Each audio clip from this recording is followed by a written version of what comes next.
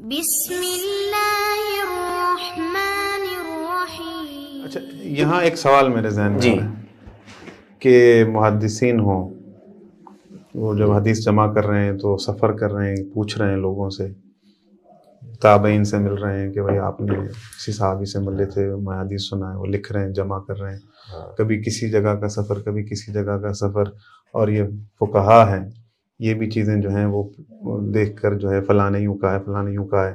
سیدھی سیدھی بات اللہ کے رسول نے کہی تھی کہ میں تمہارے درمیان قرآن اور اہل بیت چھوڑے جا رہا ہوں. امام زین العابدین تھے، امام باقر تھے، ان سے آ کر کیوں نہیں پوچھا کہ ان کا کیا، دیکھیں یا ان کو فالو کیوں نہیں کیا جب رسول اللہ نے تو یہ تو ہمارا یہ طے ہو گیا، ہمارا نوجوان بھی یہ سمجھنا چاہیے کہ رسول اللہ نے اس امت کو ایسے ہی نہیں چھوڑ دیا. جب ہم اتنی بات سمجھ جائیں گے نا تو پھر مطلب یہ ضروری ہے. دیکھیں جیسے اگر ہم یہ مانتے ہیں کہ ہمارا ایک بدن کے اندر فار ایگزامپل کوئی بیمار شخص ہوتا ہے، ڈاکٹر کے پاس جاتا ہے، اگر وہ یہ طے نہیں کرے گا کہ میں بیمار ہوں تو ڈاکٹر کے پاس جانے کا اس کو فائدہ نہیں ہے. ٹھیک ہے، آج امت کے مسائل ہیں نا، فرقہ بندی ہے، گروہیت ہے، انتشار کی کیفیت ہے، مسلمان جدا ہے اور لوگ پریشان بھی ہیں. نوجوان سوال بھی کرتا ہے کہ بھائی ہم ایک ہو جائیں، سوال بھی کرتا ہے کہ بھائی ہم ان چیزوں سے باہر نکلیں. تو جب یہ طے ہو گیا کہ ہمارا جو ایک مذہبی نیریٹو ہے وہ مریض ہو چکا ہے، وہ مریض ہے، اس کو ضرورت ایسی ہے کہ اب اس کا علاج ہونا چاہیے، یہاں تک ہم نے اپنے نوجوان کو لانا. اگر ہمارا نوجوان اس جگہ تک نہیں پہنچتا اور ہم اس سے آگے کا اس کو درس دیں گے نا، یا اس کو وہ اپنا علاج ہی نہیں کرانا چاہے گا، تو کوئی مسئلہ ہمارا حل نہیں ہو سکتا. رہ گئی بات یہ کہ جب رسول اللہ نے صلی اللہ علیہ وآلہ وسلم اس امت کے لیے قرآن اور اہل البیت کو چھوڑا، اب یہ اگلا سوال ہے وصیت کی. کیا وصیت کی؟ اس سے کوئی انکار نہیں کر سکتا ہے کہ قرآن اور اہل البیت کو چھوڑا ہے. مسند احمد کی صحیح روایت ہے کہ میں تمہارے درمیان میں 2 خلیفہ کو چھوڑ کے جاؤں. ٹھیک ہے، ثقلین کی بات آج تک ہم نے کی ہے، اور الحمدللہ یہ ہم نے گھر گھر اس پیغام کو پہنچایا، اور کوشش ہماری یہ ہے کہ ہر نوجوان تک یہ پیغام پہنچے، قرآن اور اہل بیت ثقلین چھوڑے. آج سے ہمارا یہ پیغام ہے کہ رسول اللہ کے 2 خلیفہ چھوڑ کے گئے، وہ قرآن اور اہل بیت. ثقلین ہم نے سمجھا دیا، اب خلیفتین سمجھائیں گے. اتنے جلیل القدر ائمہ ہیں اہل بیت علیہ السلام کے، امام محمد الباقر علیہ السلام، امام جعفر الصادق علیہ السلام ہیں، لیکن یہ پھر ہمیں دوسری فقہ کیوں نظر آتی ہے؟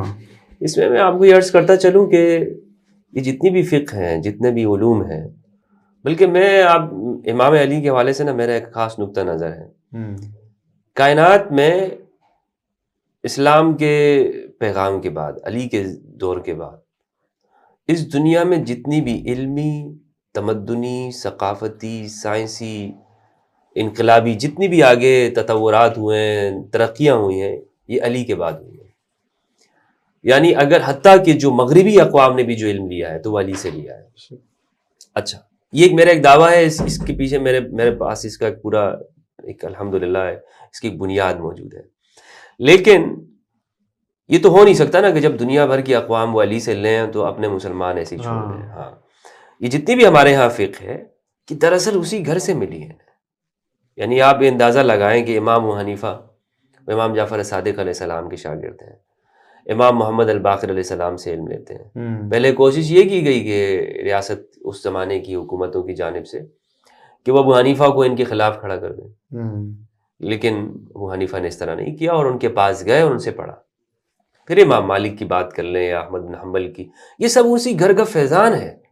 یعنی اگر امام محمد الباقر علیہ السلام یا امام زین العابدین علیہ السلام وہ اپنی روایات پیش نہ کریں، جو امام علی سے جن شاگردوں نے مسجد کوفہ کے اندر علم حاصل کیا، انہوں نے اگر وہ حدیثیں بیان نہ کی ہوتی تو یہ آگے جتنا بھی علمی ورثہ یہ نہیں آتا. کیوں؟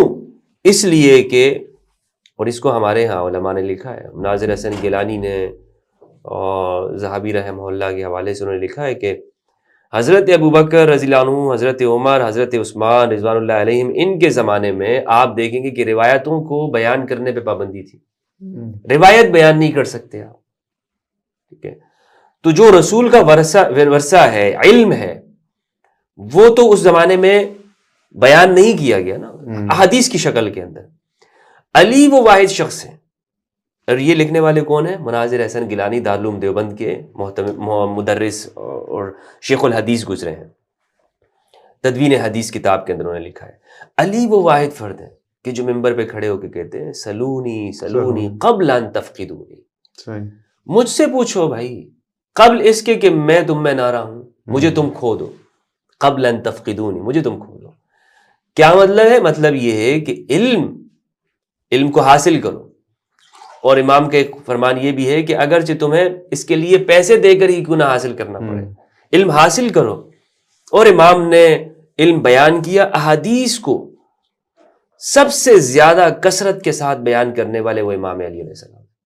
اور اسی لیے جتنے بھی ہمارے محدثین ہیں، تمام محدثین، صحاح ستہ اور مسانید، معاجم، مصنفات ہمارے ہاں جو ہیں، مستدرکات جتنی بھی لکھی ہوئی ہیں، آپ یہ دیکھیں گے کہ جو راوی ہیں شیعان علی ہیں.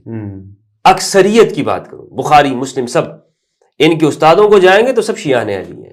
ایسا ہی کیوں؟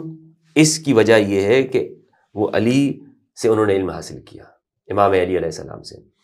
تو علم جو پہلا ورثہ ہے بنیادی، یعنی ہمارے ہاں ہم دعویٰ کرتے ہیں نا ہم اہل سنت کی، جناب ہمارے ہاں ماشاءاللہ ٹاپ کی جو سیرت ہے لکھنے والے ابن اسحاق اہل سنت ہے. ان کے بارے میں پڑھیں گے تو لکھا گیا وہ شیعہ تھے. بعض ہمارے ان کے اوپر جو جرح ہوئی ہے وہ تشیع کی جرح ہوئی ہے کہ یہ شخص جو ان کی تضعیف کی گئی ہے، بعض محدثین نے ان کی تضعیف کی ہے، اس میں جو عیب نکالے نا اور کچھ نہیں ہے. ماشاءاللہ دیانت دار بھی تھے، صادق بھی ہیں، امین بھی ہے، یہ سب سے بڑا عیب ہے وہ شیعہ تھے. حالانکہ یہ سب سے بڑی فضیلت کی بات ہے. حالانکہ سب سے بڑی فضیلت یہ ہے کہ علی کا شیعہ ہونا. اس سے بڑی فضیلت کیا ہے کہ آپ یعنی علی کا شیعہ ہونا مومن ہونا. اس زمانے میں جیسے ہر زمانے کے کچھ جماعتیں ہوتی ہیں، پہچان بن جاتی ہے کہ بھائی یہ حق و صداقت کی علمبردار ہے اور یہ ہے کرپٹ. صحیح ہے. تو اس زمانے کی پولیٹکس کے اندر جو حق و صداقت کی ضمانت دی ہے، جس جماعت کو رسول اللہ نے دی ہے، علی کی جماعت کو دی ہے نا. تو ہمارے ہاں جو اہل سنت، قبلہ میں آپ کو یہ عرض کرتا چلوں کہ جو اہل سنت کا جو ذخیرہ حدیث ہے نا، یہ شیعان علی کے مرہون منت ہے. ان شیعان علی نے اگر امام علی سے مسجد کوفہ سے علم حاصل نہ کیا ہوتا تو آج اہل سنت کے پاس کوئی حدیثیں نہ ہوتی. اسی طرح فقہ کی بات کر لیں. فقہ میں اگر امام محمد الباقر علیہ السلام اگر یونیورسٹی مدینہ کے اندر بنانے والے امام علی بن الحسین علیہ السلام سید سجاد ہیں. مدینہ منورہ کے اندر اگر کربلا کے بعد امام علی بن الحسین نے یہ دیکھا کہ علیہ السلام کہ اب اپنا علمی مرکز کو قائم کر کے مدینہ کو، اور یہاں پر جب تک ہم لوگوں کی ذہنی بلوغت پر کام نہیں کریں گے، ان کا جو سیاسی شعور ہے یا ان کا علمی فکر ہے اس کو اونچا نہیں کریں گے علم کے طور پر، تو آگے جا کر ہمارے جو دین کی صحیح بنیادیں وہ کھڑی نہیں ہو سکتی. تو اس لیے امام زین العابدین علیہ السلام نے مدینہ میں علم پہ کام کیا. تو یہ اگر ہم تاریخ میں پڑھیں گے تو ہمیں نظر آئے گا کہ انہوں نے رفاعی کام بھی کیا، اور اس کے لیے باقاعدہ اس زمانے کے ایسے ادارے بنائے، فلاحی ادارے بنائے کہ جو لوگوں کی انسانی خدمت بھی کر رہے ہیں، علمی خدمت بھی کر رہے ہیں. اس یونیورسٹی کے فارغ التحصیل آپ کو نظر آئیں گے تو زہری امام زین العابدین علیہ السلام کے شاگرد ہیں. یہ الگ بات ہے کہ زہری کی زندگی کے پھر 2 وقت ہیں، 2 حصے ہیں. ایک حصے کے اندر وہ اموی سائڈ میں ہمیں نظر آتے ہیں، ایک سائڈ میں پھر وہ آخر میں ہمیں توبہ طائب ہوتے ہوئے نظر آتے ہیں. اس لیے ان سے روایتیں بھی مختلف نظر آتی ہیں. کچھ معاملات میں حکمتیں بھی ہوتی ہیں، چیزیں ہوتی ہیں. ظاہر ایک سلاطینی دور ہے تو اس میں اس وقت کو نکالنا کئی جی یہ حضرت جتنے بھی ہمارے اہل سنت کے جو اکابر ہیں، یہ ہم دیکھیں گے کہ یہ اہل البیت کے شاگرد ہیں. امام محمد الباقر کی شاگرد، امام جعفر الصادق علیہ السلام کے شاگرد. علم ان کے گھر سے نکلا ہے. جو رسول اللہ کی علمی میراث ہے نا، من کنت مولا فاز علی مولا، حتیٰ کہ جو ہمارے خلفاء ہیں اہل سنت والجماعت کے، وہ بھی یہ سمجھتے، انہوں نے کبھی اس کا دعویٰ نہیں کیا کہ یہ میراث ہمارے پاس ہے. یعنی آپ اندازہ لگائیں کہ سقیفہ میں جو تقسیم ہوئی ہے نا، خلافت کی جو انتخاب ہوا ہے، وہ اس کی خلافت کا تھا کہ یہ جو حکومت چلانے میں مدینہ کی، مدینہ میں کوئی اسٹیٹ ایسی نہیں تھی کہ جو ہم یہ کہیں اس کے صوبے ہوں، 50 صوبے ہوں، یا یہ مقرر کر کے حضور گئے تھے. نہیں، وہ صرف یہ کہ یہاں اس کے انتظام کون سنبھالے گا، مدینہ کے مالیات کو کون دیکھے گا، مدینہ کے سسٹم کو کون دیکھے گا. ان کا بھی کبھی یہ دعویٰ نہیں رہا ہے، کبھی حضرت ابوبکر نے یہ کبھی دعویٰ کیا نہیں ہے کہ میں علی سے بڑا عالم ہوں. لیکن لوگ تو کہتے ہیں. اب یہ ان کو سمجھ، اب میں جو گفتگو کرنے جا رہا ہوں نا حضرت، ہماری اس ڈسکشن سے یہ چیزیں انشاءاللہ واضح ہوں گی. میں ان کو چیلنج کے ساتھ کہتا ہوں کہ اہل سنت کا سارا ذخیرہ کھول کے نکال لیں، سارا ذخیرہ کھنگال لیں. اہل سنت کی جو 12,000 حدیثوں کی کتابیں ہیں، یا 1.5 لاکھ سے زیادہ حدیثیں ہیں، یا جتنی بھی ہمارا پورا علمی ورثہ ہے متقدمین سے لے کر متاخرین تک، ابن اسحاق، ابن ہشام انصاری، طبقات ابن سعد، اس کے بعد پھر طبری، اس کے بعد پھر ابن کثیر، ابن تیمیہ، ذہبی، نواب صدیق حسن خان قنوجی سلفی، یا شاہ ولی اللہ محدث دہلوی کی ذات الخفا، آج تک ہمارے داؤد راز کی جو شرح ہے، یا ہمارے استاد علامہ غلام رسول سعیدی، تمام فرقوں کی قبلت جتنی بھی کتابیں اور تشریحات ہیں، حدیث کی اٹھا لیں، تفاسیر دیکھ لیں، جامع البیان دیکھ لیں، قرطبی کی دیکھ لیں، روح المعانی، ایک بھی حوالہ یہ نہیں دے سکتے کہ کبھی خلفاء نے یہ کہا ہو کہ نحن اعلم من علی ابن ابی طالب، اس معاملے میں ہم علی سے زیادہ جاننے والے ہیں. بالکل. یہ تو علی کے در پر آ کر ہی انہیں علم ملتا ہے. کسی مسئلے میں اگر یہ گرفتار ہو جاتے ہیں، مسئلے میں اگر آ جاتے ہیں، کسی مسئلے میں کوئی ایسا موڑ آ جاتا ہے کہ حضرت ابوبکر رضی اللہ عنہ کے سامنے، حضرت عمر رضی اللہ عنہ کے سامنے، حضرت عثمان، خلفاء کے سامنے معاملہ آتا ہے جس میں پورا مدینہ پریشان ہو گیا ہے، کس کے دروازہ کھٹکھٹاتے ہیں؟ علی کے پاس آتے ہیں، باب مدینۃ العلم کے پاس آتے ہیں. کیوں آتے ہیں؟ قبلہ اس لیے آتے ہیں کہ وہ یہ جانتے ہیں کہ رسول اللہ کی جو علمی وراثت ہے وہ اگر ہے تو وہ علی بن ابی طالب کے پاس ہے. اور یہ سلسلہ علی کے اوپر نہیں ہے صرف، یہ قرآن اور اہل البیت آگے ہمیشہ چلتا رہا ہے. بالکل. ابو حنیفہ کے دور میں بھی یہی مسئلہ تھا. اچھا، بخاری کی روایت ہے. اب کوئی یہ کہے گا کہ یہ بات شاید میں نے اپنی جذبات کے طور پر کہی ہے، شاید یہ بات میں نے ایسے کہہ دی کہ مجھے علی کے ساتھ جو عشق ہے، جو علی کے ساتھ جو مجھے، تو اس لیے میں فرط جذبات کے اندر یا جوش خطابت میں جملے کہہ رہا ہوں. ایسا نہیں ہے. صحیح بخاری کی روایت ہے، حضرت عمر کہتے ہیں اقرؤنا ابی بن کعب واقضانا علی، ہم میں بڑا قاری وہ ابی بن کعب ہے اور بڑے قاضی وہ علی بن ابی طالب ہے. یہ صحیح بخاری کی روایت ہے. اور ابی بن کعب بھی شیعان علی میں سے تھے. ابی بن کعب کو بھی جو فیض ملا ہے وہ علی بن ابی طالب سے ملا ہے. تو قاضی کون ہوتا ہے؟ وہی کہ جو سب سے بڑا عالم، وہی ہے کہ جسے معلومات جس کے پاس زیادہ ہیں، کہ جو معلومات کا تجزیہ زیادہ کر سکتا ہے. کبھی میں نے آپ سے عرض یہ کیا کہ ہماری جتنی بھی کتابیں ہیں حضرت، تمام کو کھنگال ماریں، جو جدید سافٹ ویئرز ہیں اس میں بھی جا کے آپ یہ دیکھ لیں کہ کبھی کسی خلیفہ نے یہ نہیں کہا کہ ہم علی سے زیادہ جاننے والے ہیں. تو جو رسول اللہ کی میراث ہے نا علمی، وہ یہ سمجھتے ہیں کہ علی کے پاس ہے. آپ نہیں سمجھتے یہ چیز مجبوری میں ہوتی ہے کہ اگر یہ تسلیم کر لیا جائے امیر المومنین عالم ہے، تو پھر یہ سوال اٹھے گا کہ اگر وہ عالم ہے تو پھر خلیفہ کیوں نہیں؟ جو خلیفہ، اس کو انہوں نے تھوڑا سا جدا کر کے دیکھا. یہ جو سقیفہ کے اندر ہے نا، اس لیے حضرت عمر کہتے ہیں کہ یہ اچانک سے یہ واقع ہو گیا. یہ ایک حادثہ تھا کہ مثلا ہم یہ دیکھا کہ امت کے معاملات کون دیکھے گا، امت کے معاملات کون سنبھالے گا. تو انہوں نے پھر یہ سمجھا کہ ٹھیک ہے ہم یہ کرتے ہیں کہ بجائے اس کے کہ انتشار ہو، یہاں پر تلواریں نکل آئیں. حتیٰ کہ حضرت عمر کو کہنا پڑا کہ قاتل اللہ سعد، بخاری کی روایت ہے، بخاری مسلم کے اندر، کہ سعد کا برا ہو. اور سعد بن عبادہ رضی اللہ تعالیٰ عنہ، بعد میں پھر سعد بن عبادہ کا شام کے اندر مرڈر بھی ہو گیا، قتل بھی ہو گیا رضی اللہ تعالیٰ عنہ. تو کہا کہ وہ جنہوں نے ان کو مارا ہے. یعنی وہ تو ایک اچانک سے ایک واقعہ ہوا ہے. لیکن میں عرض یہ کر رہا ہوں کہ چونکہ سوال یہ تھا کہ یہ اہل البیت کے در پہ کیوں نہیں آئے؟ ابو حنیفہ، شافعی، مالک، احمد بن حنبل، کیا ضرورت تھی انہوں نے ایک نئی فقہ ایجاد کر لی؟ ابو حنیفہ کے حوالے سے جہاں تک میں آپ کو بتاؤں کہ ابو حنیفہ نے اپنی زندگی میں کوئی فقہ ایجاد نہیں کی. ابو حنیفہ کی کوئی فقہ ہے ہی نہیں، ابو حنیفہ کی کوئی کتاب ہی نہیں ہے رحمہ اللہ. ان کی کوئی کتاب موجود نہیں ہے. جو الفقہ الاکبر کا ایک رسالہ ہے، یہ بھی ان کی طرف نسبت مجہول ہے. کوئی معلوم نہیں ہے کہ کس نے یہ لکھا ہے، کیونکہ اس کا جو انداز بتاتا ہے وہ مسائل وہ ابو حنیفہ کے زمانے میں تھے ہی نہیں. تو یہ بعد میں پھر ان کے جو شاگرد ہیں قاضی ابو یوسف اور محمد بن حسن الشیبانی، انہوں نے جو کتاب الاثار جو لکھی ہے.